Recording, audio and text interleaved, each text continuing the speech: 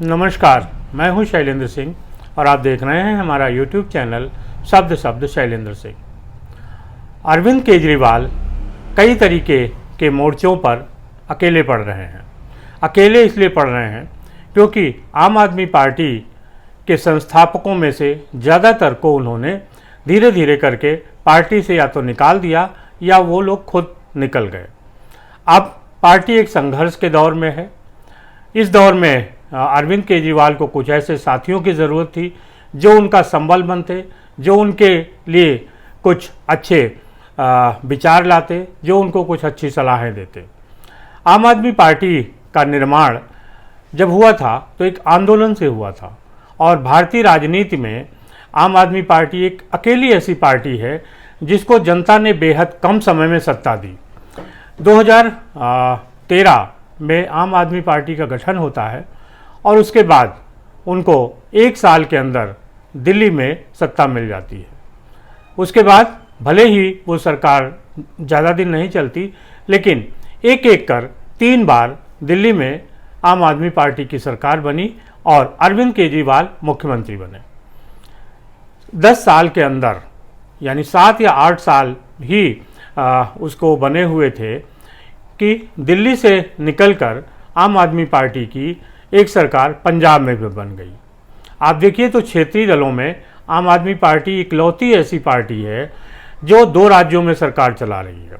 इससे बहुत पुरानी पार्टियां बहुजन समाज पार्टी हैं, समाजवादी पार्टी है, शिवसेना है, राष्ट्रीय जनता दल है, जनता दल यूनाइटेड है, दक्षिण की बहुत सारी पार्टियां हैं, ममता बनर्जी की तृणमूल कांग्रेस है। ये सभी लंबे समय तक इनको सत्ता के लिए इंतज़ार करना पड़ा और उसके बाद भी इनकी एक राज्य से दूसरे राज्य में कभी भी सरकार नहीं बनी। शरद पवार तक इतने जो बड़े नेता रहे उनकी भी पार्टी किसी दूसरे राज्य में सरकार नहीं बना पाई। कहने का मतलब ये है कि अरविंद केजरीवाल को भारत की जनता ने बेतहाशा मोहब्बत दी, उन पे ज़बरदस्त भरोसा किया और उनको कम समय में सफलता दिलाई। इसकी एक वजह थी, भारत के लोग जो यहाँ की परंपरागत राजनीतिक व्यवस्था थी इससे परेशान थे। उनको लग रहा था कि राजनीतिक दल भ्रष्टाचार में डूबे हैं, भ्रष्टाचार करते हैं और जनता की प्रति कोई जिनकी जवाबदेही नहीं है। लिहाजा उन्हें कुछ ऐसे राजनीतिक दल, ऐसे विकल्प, ऐसे नेता की तलाश थी जो जनता के लिए काम कर सके। इसी दौरान उदय होता है अरविंद केजरीवाल का। अरविंद केजरीवाल पहली बार इंडिया अगेंस्ट करप्शन नामक एक संस्था के साथ आए और उन्होंने कहा कि वो भारत में करप्शन की खिलाफ लड़ाई को लड़ेंगे। इसी बीच इस लड़ाई को आगे बढ़ते देखकर अन्ना हजारे का आंदोलन शुरू हो गया और केंद्र में उस समय कांग्रेस की सरकार थी। कांग्रेस की सरकार को उखाड़ फेंकने में अन्ना आंदोलन का ज़बरदस्त हाथ था। उसने जो एक भूमिका बनाई उसका लाभ भारतीय जनता पार्टी को मिला और 2014 में भारतीय जनता पार्टी ने सरकार बना ली। कांग्रेस और भारतीय जनता पार्टी के बीच जो एक नई पार्टी का उदय हुआ वो थी आम आदमी पार्टी और इसके संस्थापक अरविंद केजरीवाल। अरविंद केजरीवाल के साथ कई लोग जैसे प्रशांत भूषण, योगेंद्र यादव, आशुतोष, कुमार विश्वास, ऐसे बहुत सारे लोग थे जिन्होंने जुड़ के इस पार्टी को बनाया। लेकिन धीरे धीरे पार्टी सरकार में आई और ये जो पुराने लोग थे वो अलग होते गए। ये क्यों अलग हुए? इसकी मूल वजह ये थी कि सरकार बनाने के बाद अरविंद केजरीवाल का पार्टी पे जिस तरीके से अधिकार चल रहा था वो इन लोगों को पसंद नहीं आया और धीरे धीरे करके ये बाहर होते गए।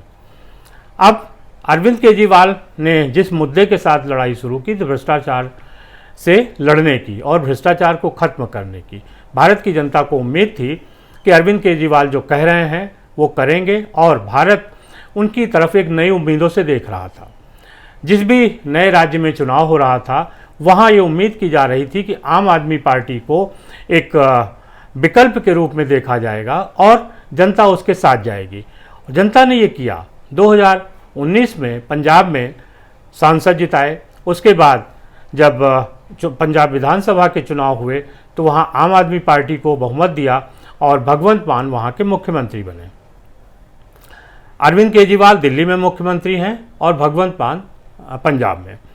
अरविंद केजरीवाल के साथ अब जो समस्या खड़ी हुई कि उन्होंने गुजरात चुनाव में अच्छा प्रदर्शन की उम्मीद जताई, फिर गोवा में जनता उनकी तरफ देख रही थी, लेकिन इसी बीच एक ऐसी स्थिति आई जहां अरविंद केजरीवाल पे भ्रष्टाचार के आरोप लगे। शराब नीति एक बनी दिल्ली में और वो एक भ्रष्टाचार में फंस गई। इसको लेके सीबीआई ने इंक्वायरी शुरू की और जो दिल्ली के उप मुख्यमंत्री थे मनीष सिसोदिया, उनको गिरफ्तार किया। हालांकि भ्रष्टाचार और दूसरे तमाम आपराधिक मामलों में अरविंद केजरीवाल की पार्टी के कई लोग के ऊपर आरोप लगे और सत्येंद्र जैन जैसे लोग तो 1 साल से अधिक जेल में हैं और उनको जमानत नहीं मिली है। सत्येंद्र जैन के बाद मनीष सिसोदिया दूसरे ऐसे नेता हैं जिनको जमानत नहीं मिली है और लगातार उम्मीद की जा रही थी कि उनको जल्दी जमानत मिलेगी, लेकिन अभी आज की तारीख में 12 मई तक के लिए उनकी न्यायिक हिरासत बढ़ा दी गई है, लिहाजा अभी वो 12 मई तक जेल में रहेंगे। इसके बारे में कहा यह जाता है कि जब सीबीआई ने शराब नीति पर बात करने के लिए अरविंद केजरीवाल को बुलाया और उनके सामने 56 सवाल रखे, तो अरविंद केजरीवाल ने हर सवाल में एक ही जवाब दिया कि इस सारी मसले की जिम्मेदारी मनीष सिसोदिया की है, जो उस समय आबकारी मंत्री थे। इस वजह से कोर्ट ने ये माना और सीबीआई ने अपनी चार्जशीट में ये लिखा कि मनीष सिसोदिया का बेल दिया जाना ठीक नहीं है और सीबीआई ने की मांग पर अदालत ने उनकी जो बेल की अवधि थी उसको बढ़ा दिया। यानी अरविंद केजरीवाल ने एक तरीके से मनोज सिसोदिया को फंसा दिया है। जो राजनीतिक हलचल है उसमें साफ तौर पे कहा जा रहा है कि अरविंद केजरीवाल ने जिस तरीके से मनीष सिसोदिया के ऊपर सारे आरोप मढ़ दिए, उसके बाद अब मनीष सिसोदिया की जमानत होनी मुश्किल है। 12 मई को क्या होगा ये उस समय पता चलेगा। लेकिन इस दौर में अरविंद केजरीवाल भ्रष्टाचार के साथ ही साथ एक दूसरे मसले पे भिड़े, वो मसला है विलासिता का। केजरीवाल जब दिल्ली के मुख्यमंत्री बने थे तब उन्होंने कहा था कि वो किसी भी तरीके की सरकारी सुविधाएं नहीं लेंगे, अपनी एक छोटी सी गाड़ी से चलेंगे, छोटे से घर में रहेंगे और उनके जो मंत्री हैं वो ऐसा पैसा नहीं खर्च करेंगे जिससे जनता पे बोझ बने और खुद वो भी नहीं करेंगे। लेकिन आज जब एक आरोप अरविंद केजरीवाल पे लगा है कि उन्होंने अपने आवास, जो उनका दिल्ली का मुख्यमंत्री आवास है, उसको बनाने के लिए करोड़ों रुपया खर्च किया है और इस करोड़ों रुपए में करोड़ों के पर्दे हैं, आलीशान पर्दे हैं, जो पत्थर लगाए गए हैं वो विदेशों से मंगाए गए हैं। एक तरीके से देखें तो ये मकान वैसा ही है जैसा पहले नेताओं का होता था, जिन पे खुद अरविंद केजरीवाल आरोप लगाते थे।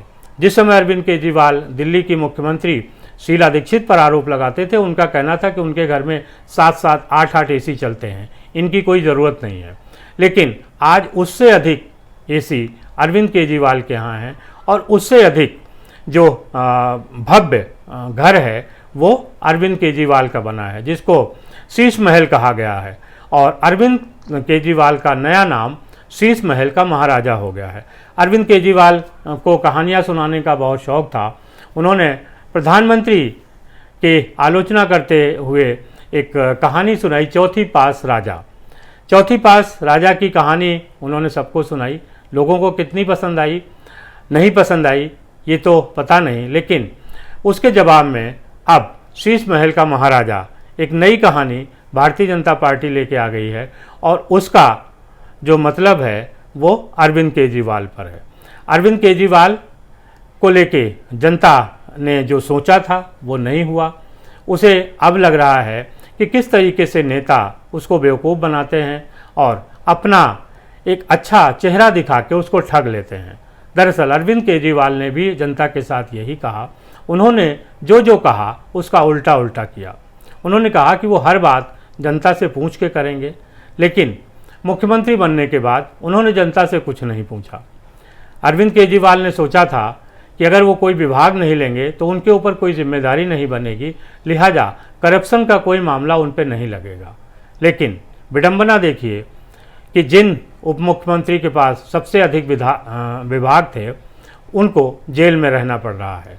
और आरोप ये है कि अरविंद केजरीवाल ने सारा ठीकरा उनके सर फोड़ दिया है।